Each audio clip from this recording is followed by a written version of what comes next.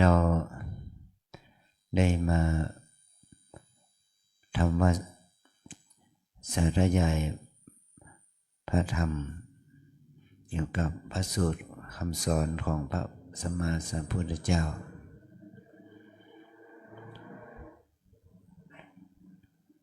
แม้ว่าเราจะพูดโดยเป็นภาษาบาลีสาธยายเป็นภาษาบาลี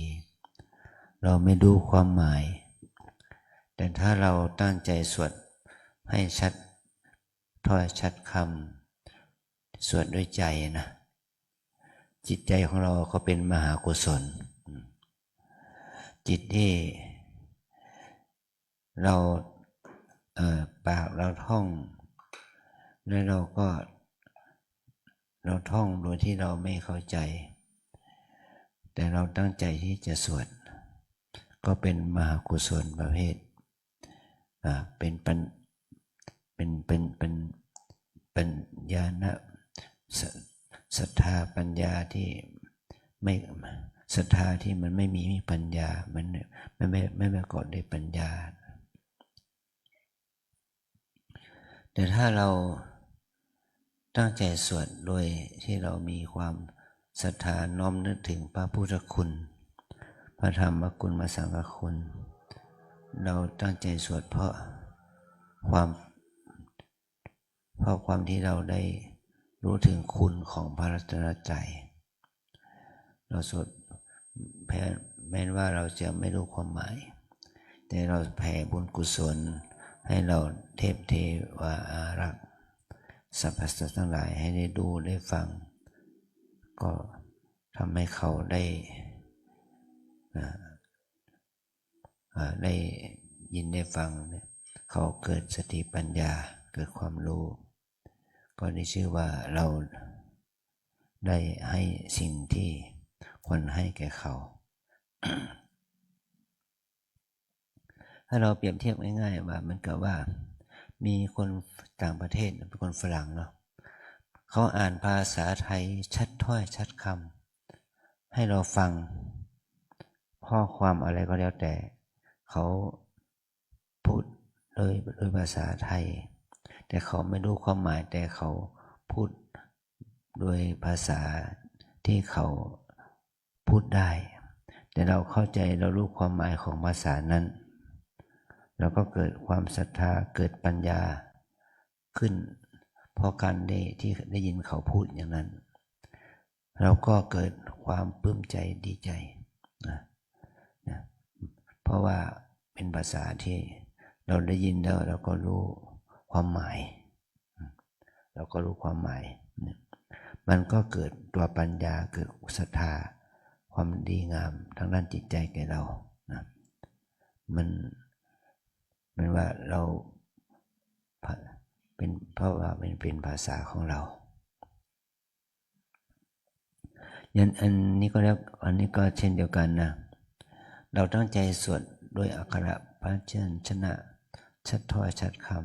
ำเราพูดออกไปแล้วคนที่รู้ภาษาบาคตภาษาบาลีเขาก็รู้ความหมายในภาษานี้ถ้าเขารู้เขาก็เกิดปิติเกิดสติเกิดสมาธิเกิดปัญญาขึ้นมามันก็เป็นเหตุให้เขานั้นเกิดความยินดีปรีดาปราโมทย์กับการได้ยินเสียงสวดนี้นะอันนี้ก็เป็นมหากุศลเป็นบุญแก่เขาผู้ได้ยินนั้นได้ฟังนั้นแต่ถ้าเราสวดแบบว่าเราสวดธรรมวัดเย็นเนี่ยเราสวดเดี๋ยวมีคำแปลเรารู้คำแปลแต่ความหมายของคำแปลบางคำเรายังติดขัดเลยเนาะเรายังไม่รู้ความหมายที่ลึกซึ้งโดยภาษาที่เป็นแปลเป็นภาษาไทยแล้วนะเมื่อเหมือนกับวาระยินที่เราได้สวดกันนะสุปฏิปันโนภควโตสาวกสังโฆสงฆ์สาวกของพระผู้มีพระภาคเจ้าปฏิบัติดีแล้วเนี่ยคำว่าปฏิบัติดีนะเราบางคนก็จะเกิดความลังเลสงสัยนะ ก็เห็นพระภิกษุสามเณรเนี่ยประพฤติปฏิบัติไม่ดีมีเยอะแยะมีข่าวออกมาทางโทรทัศน์ทางโซเชียลอะไรต่างๆนะเยอะแยะมากมายมีแต่พระไม่ดีพระไม่ดี แล้วเรามาพูดว่าสงฆ์สาวกของพระพุทธวิญญาพระผู้มีพระเจ้าปฏิบัติดีมันไม่ขัดกันหรือกับสถานการณ์ที่เป็นปัจจุบันนี้ของพระภิกษุสงฆ์อันนี้เนี่ยมันเป็นคำพูดเพราะมันเป็นความคิดของเราที่ไม่เข้าใจคำว่าสงฆ์คำว่าสงฆ์ในความหมายนี้มุ่งหมายถึงพระอริยสงฆ์พระโสดาบันพระสกทาคามีพระอนาคามีหรือพระอรหันต์ซึ่งก็ได้แก่บุคคลที่เป็นภิกษุภิกษุณีอุบาสกอุบาสิกาที่เป็นมนุษย์เป็นเทวดาเป็นอินทร์พรหมทั้งหลายที่ท่านได้บรรลุถึงธรรมคำสอนของพระพุทธเจ้าท่านประพฤติดีปฏิบัติดีมีสัมมาทิฏฐิมีความเห็นชอบมีความดำริชอบมีกายกรรมที่เป็นสุจริตมีวจีกรรมที่เป็นสุจริตมีสัมมาอาชีพดำเนินชีวิตชอบเป็นบุคคลที่มีความเพียรชอบมีสติระลึกในทางที่ชอบมีจิตตั้งมั่นในทางที่ชอบมีความหลุดพ้นในทางที่ชอบมีปัญญารู้ในทางที่ชอบเนี่ยเป็นผู้ปฏิบัติดีตั้งแต่สมัยพุทธกาลตั้งแต่พระอัญญาโกณทัญญะมาจนถึงพระสงฆ์องค์สุดท้ายถ้าองค์ไหนที่ท่านได้บรรลุธรรมท่านก็ได้ปฏิบัติดีปฏิบัติชอบนะแต่เราเห็นภิกษุที่ประพฤติตัวไม่ดีผิดศีลผิดธรรมอะไรก็แล้วแต่นะนั้นแต่ภิกษุเหล่านี้มันไม่ใช่ภิกษุที่เป็นภิกษุสงฆ์ไม่ใช่เป็นภิกษุที่เป็นพระอริยสงฆ์เป็นภิกษุที่เป็นสมมุติสงฆ์นะเป็นสมมุติเป็นสงฆ์โดยสมมุติเท่านั้นเหมือนกับว่าเราบวชเป็นพระวันนี้เราไม่มีสมมุติว่าวันนี้มีวิธีการบวชนะแล้วมีพระใหม่เข้ามาบวชมีโยมเข้ามาบวชเป็นพระใหม่เป็นพระแต่ยังไม่รู้ศีลไม่รู้วินัยแม้แต่ข้อเดียวได้บวชเป็นพระภิกษุตามวินัยตามกฎเกณฑ์ของสงฆ์ไม่รู้เรื่องศีลเรื่องวินัยเรื่องพระธรรมแม้แต่ข้อเดียว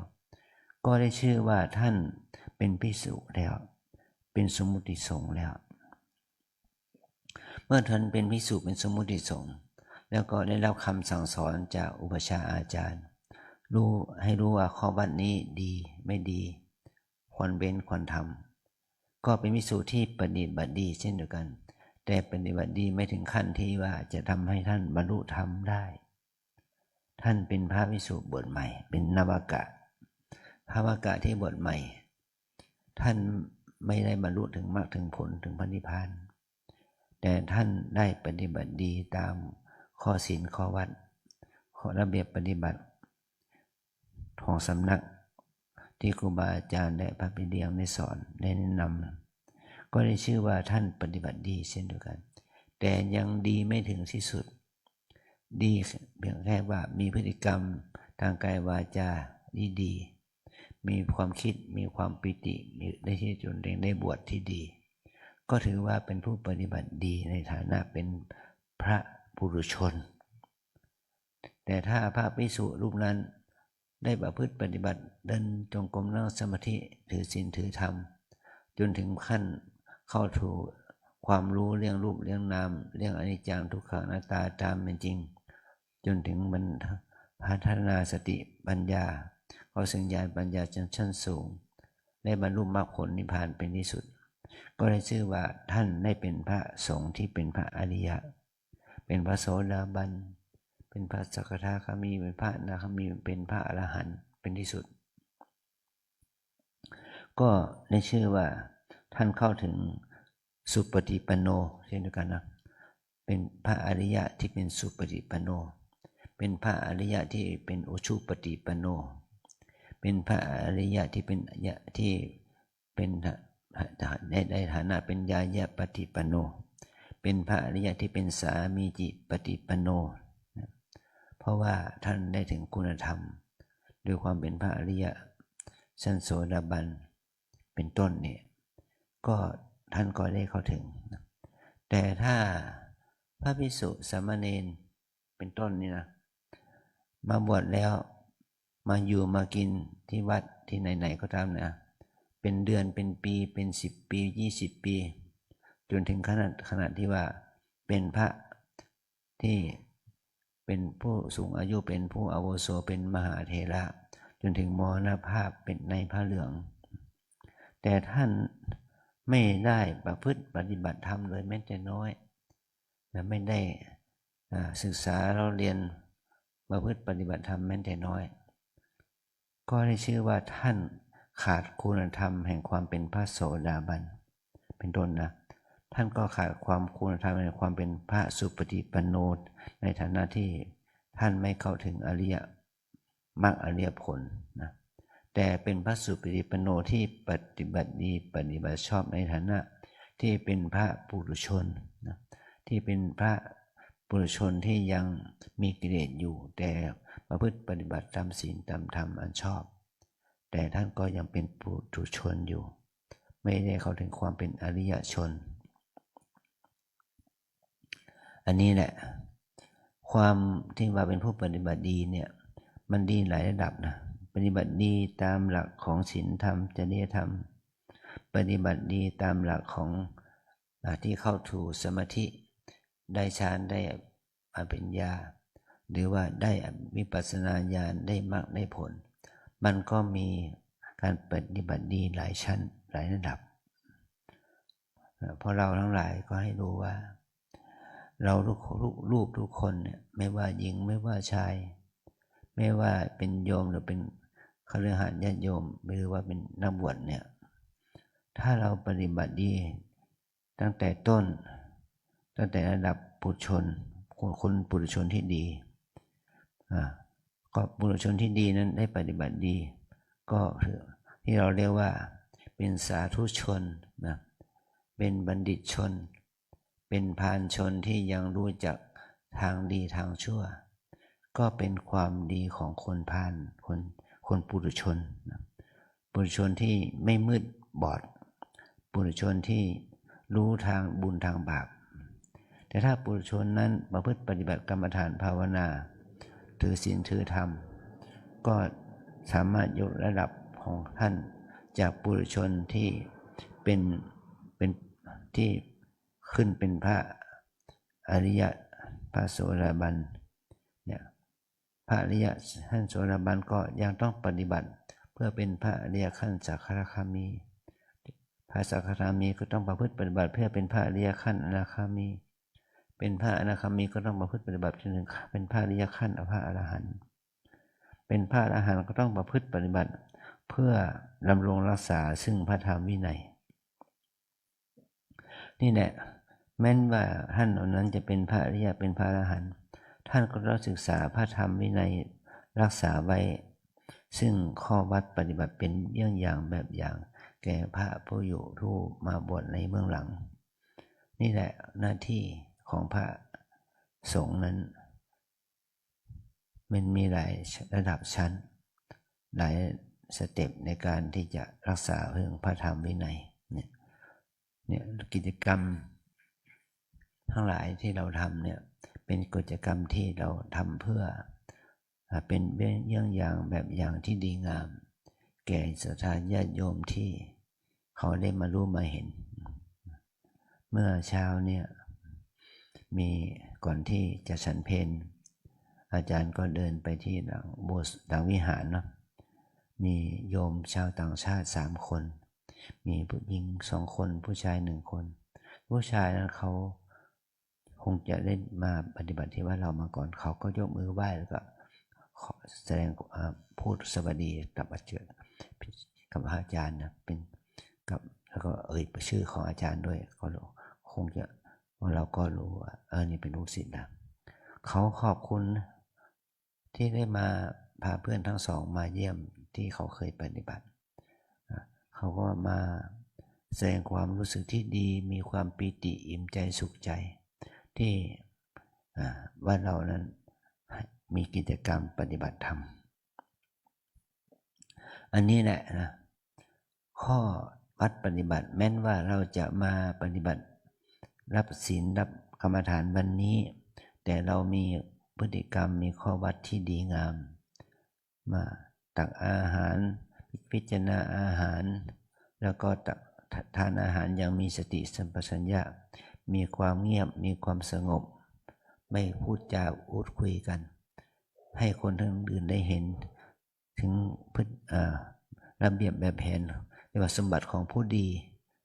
เนี่ยปรากฏให้เขาเห็นเขาก็มีความดีใจ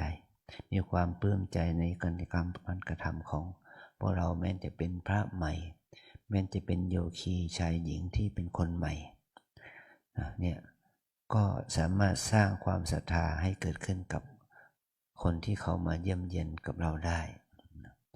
เนี่ยหน้าที่ที่เราทำเนี่ยเป็นหน้าที่ที่น่าปลื้มใจนะในบางครั้งเมื่อพวกเราตักอาหารกันเรียบร้อยแล้วก็มีชาวบ้านจะเป็นนักท่องเที่ยวก็ตามเป็นชาวจีนหรือชาวยุโรปก็ตามถ้าเขามาตักอาหารต่อจากเราไปทาน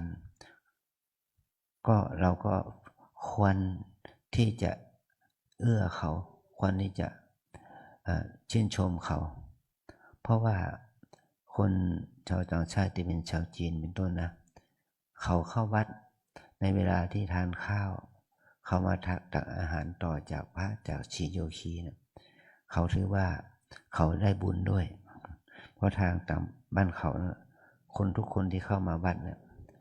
สามารถมาทานอาหารแบบเป็นโรงทานได้เป็นแบบโรงทานอย่างที่วัดเราเนี่ยมันมีโรงทานเนาะมีเจ้าภาพอาหารที่พระเนรแม่ชีโยคีตัดเทียบเรียบร้อยแล้วมันก็เป็นโรงทานให้แก่ชาวบ้านได้พอเขาได้ทานอาหารตอนจากพระสงฆ์เนรแล้วเขาก็ไปล้างถ้วยล้างจานด้วยตัวเขาเองรวมไปถึงว่าทำบุญบริจาคตามศรัทธาของเขานี่แหละเราให้เหมือนกับเราทำโรงทานนะใครก็ได้ใครก็ตามมากินเนี่ยเราก็ปลื้มใจเราก็ดีใจที่เขามาทานอาหารโรงทานของเราไม่จำเป็นต้องเป็นพระเป็นเณรเป็นแม่ชีโยคีแต่เป็นชาวบ้านธรรมดาเนี่ยเป็นคนมีศีลมีธรรมทั่วไปนี่แหละเป็นคนดีมาวัดแล้วก็ดีละคนที่ไม่ใช่คนที่เข้าขับเข้าบาร์กินเหล้าเมายาอย่างนั้นแต่เขามาเที่ยววัดมาชมวัดมาชมศิลปะวัตถุโบราณสถานก็เขาก็มาดูมาชมวัดที่ดีงามเหมือนกับนักท่องเที่ยวเนี่ยร้อยละเท่าไหร่70-80เขาก็ไปเที่ยวตามโปรแกรมของเขานะมันเป็น10 หรือ 20เท่านั้นที่จะมาเที่ยววัดมาเที่ยวดูชมศิลปะวัฒนธรรมและก็ประเพณีพฤติกรรมของคนที่เข้าวัดเนี่ยก็มีน้อยก็เมื่อเขามาแล้วเราต้องเกื้อกูลเขาให้เขามีความรู้สึกที่ดีในการมาวัดจิตวัดใจของเขาวัดเราก็ถือว่าเป็นการเปิดโอกาสนะเปิดโอกาสเนี่ยเรา